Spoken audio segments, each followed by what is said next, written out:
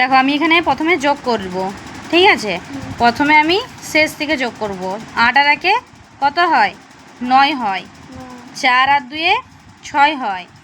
2 আর 1 3 হয়। 3 আর 3 6 হয়। 4 আর 1 5 হয়।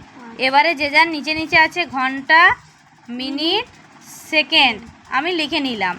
এরপরে আমাকে এই যে এটা 60-এর বেশি আছে, এটাও 60-এর বেশি আছে, তাহলে এদেরকে ভাঙতে হবে। কিভাবে ভাঙবো দেখো, 5 ঘন্টা 63 মিনিট, আগে মিনিটটা আমি রেখে দেবো, যুক্ত এই যে এটাকে ভাঙতে হবে আমাকে 59 সেকেন্ড, ঠিক আছে। 59 সেকেন্ড আমি লিখলাম। দিয়ে এরপরে কি করব, 5 ঘন্টা 63 মিনিটটা এর সঙ্গে এক যোগ হয়ে যাবে, 64 মিনিট হয়ে যাবে। 64 মিনিট আর 9 সেকেন্ড, ঠিক আছে। আচ্ছা, আমরা এখানে কি জানি যে 60 সেকেন্ড সমান 1 মিনিট, তাই তো। তাহলে এরপরে 64টাকে ভাঙবো। তাহলে এবারে 5 ঘন্টা 64টা ভাঙলে কি হবে, কি পাবো?